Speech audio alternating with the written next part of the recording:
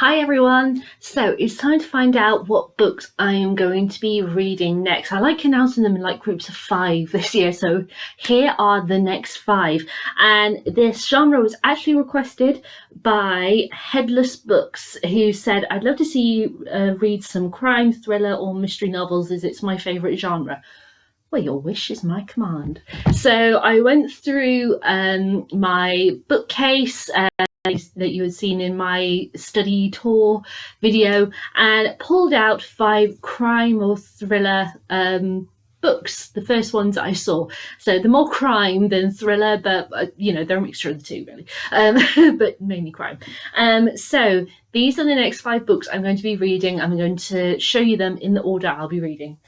So the first one is one from my Christmas book haul, and that is The Woman in the Window by A.J. Finn. I got this because I had watched the film trailer. The film comes out later this year, and I thought it was interesting, so I thought I'd give the book a go. And I thought this time I'd actually read the backs of the books rather than kind of giving a bit of a blurb in my announcement video. So here we go.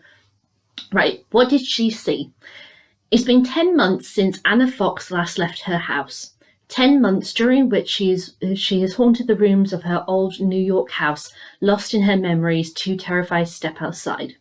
Anna's lifeline to the real world is her window, where she sits watching her neighbours. When the Russells move in, Anna is instantly drawn to them. A picture-perfect family, they are an echo of the life that was once hers. But one evening, a scream rips across the silence and Anna witnesses something horrifying. Now she must uncover the truth about what really happened, but if she does, will anyone believe her? And can she even trust herself? So that's The Woman in the Window by A.J. Finn. Then next is, well, actually these next 2 my mum gave me. The first one I don't think she had read, but the second one she did and she absolutely loved it. So this is a crime slash, well, let's just say, I suppose all of them are crime and thrillers, but yeah, I'll just refer to them crime for the rest of this video because I'm going to get myself keep tripling up on the word thriller and such. But this actually has a sticker on the front that says, The Thriller of the Year. And that is Black-Eyed Susans by Julia Heberlin. Heberlin or Heberlin? By Julia. I'm sorry I butchered your surname. So this one says, I am the star of screaming tabloid headlines and campfire ghost stories. I am one of the 4 Black-Eyed Susans, the lucky one. Left with 3 other girls in a grave shrouded by Black-Eyed Susans, Tessa alone survived, her testimony helping to put a killer behind bars. Now, 16 years later, he's about to be executed, but Tessa feels no relief because someone is planting Black-Eyed Susans outside her window. Someone is sending her daughter sinister messages, and there's a lawyer telling her that the man about to be put to death is innocent, which can mean only one thing. The wrong man has been sentenced, the real killer is still out there, and Tessa might not be the last Black-Eyed Susan. So yeah, I'm interested to read that one. So yeah, the next one is the other book that my mum read, she absolutely loved, and that is Sharp Objects by Gillian Flynn. This is the cover art for the TV series because my mum watched the TV series, loved it, then read the book and said there are really quite, clear differences between them, but she really did like the book. And I haven't watched the TV series. I'm going to read this and then watch it. I think that's probably the best idea to do. So this one says, this family isn't nuclear, it's toxic. Sent to investigate the disappearance of 2 little girls, Camille Praker finds herself reluctantly installed in the family mansion, reacquainting herself with her distant mother and a precocious 13-year-old half-sister that she barely knows.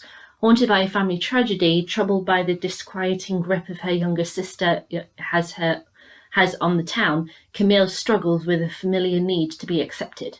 But as clues turn into dead ends and Camille finds herself identifying with the young victims and realises she will have to unravel the puzzle of her own past if she's to survive the homecoming.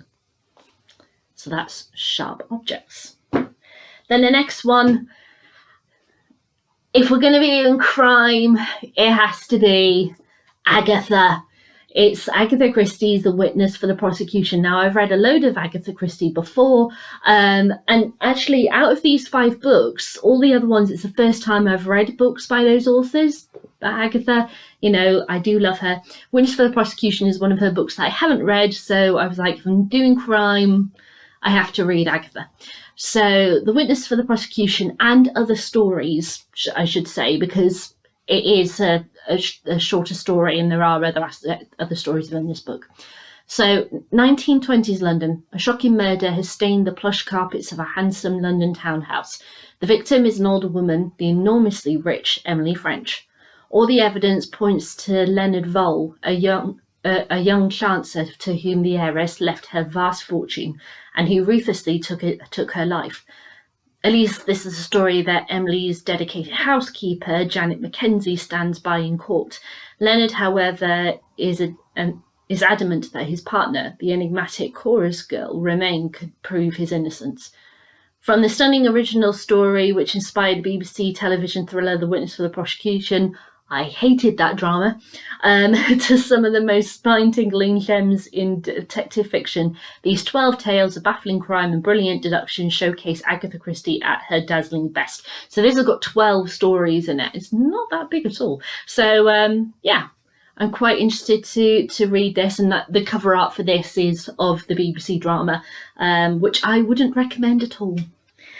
Okay, and finally, I actually forgot this was in my book collection until I was going through my bookcase, and it's actually on my 100 book bucket list. I thought I had gotten through all of the ones that I had in my collection, but no, I missed off this one. So this is one that once I read it, I can scratch off my poster.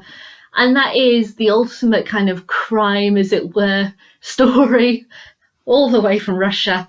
It's Crime and Punishment by Dodosky. So, yeah, I haven't read any Dodosky before. And the fact, Crime and Punishment, it just, yeah. I know the outset of Crime and Punishment. I think it's one of those things that everybody knows, but I've never read it, so I'm going to give it a go. So on the back it says, a troubled young man commits the perfect crime. The murder of a vile pawnbroker no one will miss. Raskolnikov, I hope I'm saying that right. If I'm not, please correct me. Is desperate for money, but convinces himself that his motives for the killing is to benefit mankind. So begins one of the greatest novels ever written, a journey into the criminal mind, a police thriller, a psychological meditation on morality and redemption. His finest masterpiece.